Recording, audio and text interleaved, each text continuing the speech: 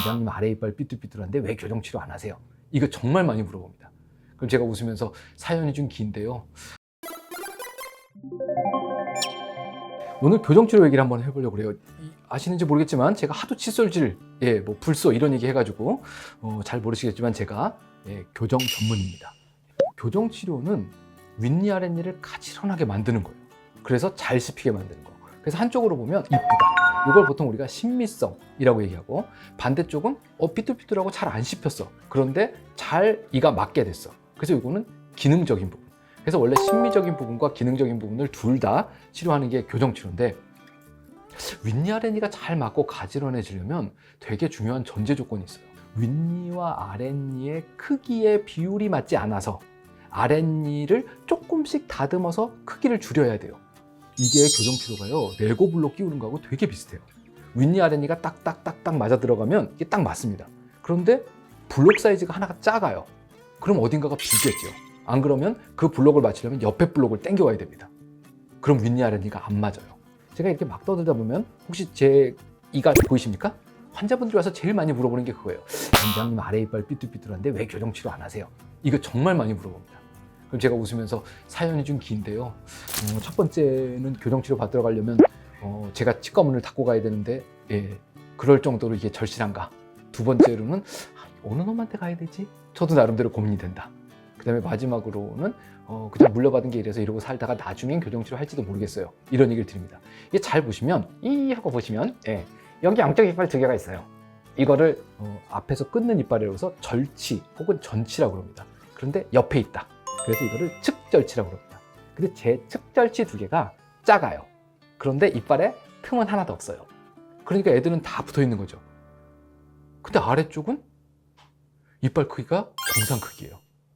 그럼 아랫니가 좁아져서 삐뚤삐뚤해집니다. 이게 이제 무슨 얘기냐? 여기 이제 고무 찰흙이 있습니다.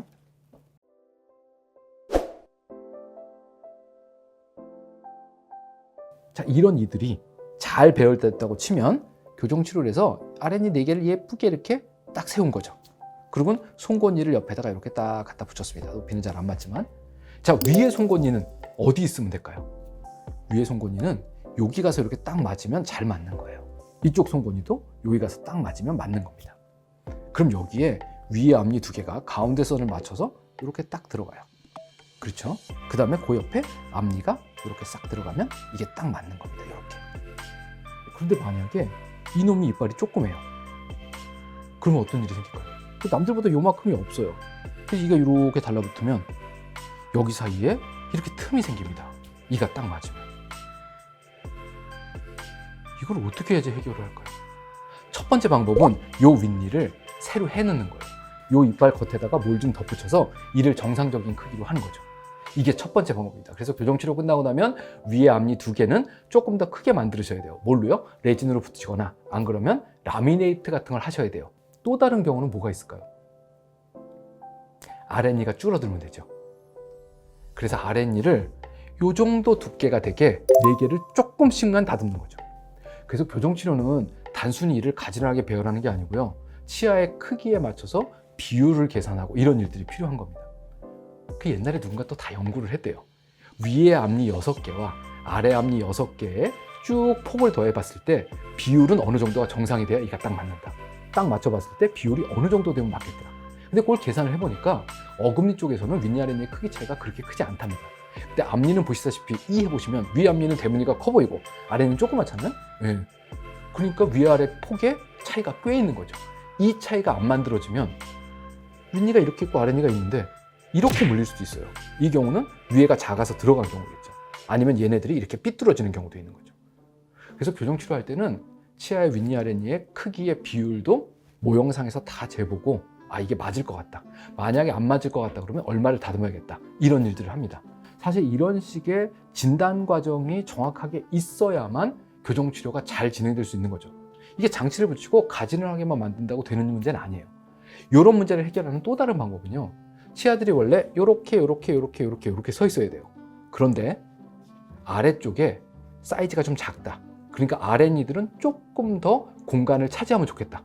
그럼 어떻게 하면 될까요? 이렇게 서 있던 놈을 이렇게 약간 경사도를 주면 얘가 차지하는 면적이 좀 커집니다. 이렇게 치아의 경사도를 조금씩 바꿔가면서 저 크기 비율을 조정하기도 해요. 오늘 드리고 싶은 말씀은 이런 거죠. 오늘 오면 바로 진단해서 바로 장치를 붙여본다. 진단이 제대로 될까요?